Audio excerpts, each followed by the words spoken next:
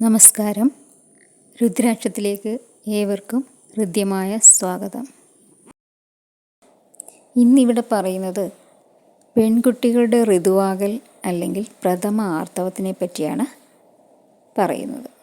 കേരളത്തിലെ ആചാരാനുഷ്ഠാനങ്ങളിൽ വളരെ പ്രാധാന്യമുള്ള ചടങ്ങായിരുന്നു പെൺകുട്ടിയുടെ ഋതുവാകൽ അല്ലെങ്കിൽ പ്രഥമ ആർത്തവം. പുരാതന കേരളത്തിൽ ഇത് വലിയൊരാഘോഷമായി തന്നെ നടത്തിയിരുന്നു. തെരണ്ട് കല്യാണം എന്ന പേരിലായിരുന്നു ഇത് അറിയപ്പെട്ടിരുന്നത്. ഇന്ന് ആഘോഷങ്ങൾ അധികമൊന്നും ഇല്ലെങ്കിലും ചില സ്ഥലങ്ങളിൽ ചില പ്രദേശങ്ങളിൽ ഇത് നടത്തുന്നുണ്ട്. ഓരോ ആഴ്ചയിലും ഋതുവായാലുള്ള ഫലങ്ങൾ എന്ന് വെച്ചാൽ ഞായറാഴ്ച ദിവസം ഋതുവായാൽ വ്യാധി വൈധവ്യവുമാണ് ഫലമായി പറയുന്നത്. തിങ്കളാഴ്ച ദിവസം ഋതുവായാൽ പാതിവൃത്യം, ഭർത്താവിൻ്റെ സ്നേഹം, ഇതൊക്കെയാണ് ഫലമായി പറയുന്നത്. ചൊവ്വാഴ്ച ദിവസം ഋതുവായാൽ ദുഃഖവും ദുർനടപ്പുമാണ് ഫലമായി പറയുന്നത്. ബുധനാഴ്ച ദിവസം ഋതുവായാൽ സ്ത്രീ സന്താന ഭാഗ്യവും സൗഭാഗ്യവുമാണ് ഫലമായി പറയുന്നത്. വ്യാഴാഴ്ച ദിവസം ഋതുവായാൽ ധനധാന്യാഭിവൃദ്ധിയാണ്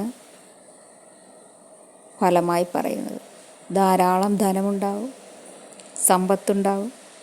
ഇതാണ് വ്യാഴാഴ്ച ദിവസം ഋതുവായാലുള്ള ഫലമായി പറയുന്നത്. വെള്ളിയാഴ്ച ദിവസം ഋതുവായാൽ ഭർത്തൃസ്നേഹം, ഭാഗ്യം, ഇവയൊക്കെ ഫലമായി പറയുന്നു. ശനിയാഴ്ച ദിവസമാണ് ഋതുവാകുന്നതെങ്കിൽ മനോദുരിതവും നാശവുമാണ് ഫലമായി പറയുന്നത്. ഓരോ ദിവസവും ഋതുവായാലുള്ള ഫലമാണ് ഇവിടെ പറഞ്ഞത്. ഞായർ, ചൊവ്വ, ശനി ഈ ദിവസങ്ങൾ അത്യന്തം ദോഷകരമാണ്. ഈ ദോഷങ്ങൾ മാറിക്കിട്ടാൻ ആദ്യ ആർത്തവം കണ്ട് 7 ദിവസങ്ങൾക്ക് ശേഷം പരിഹാരക്രിയ ചെയ്യേണ്ടതാണ്.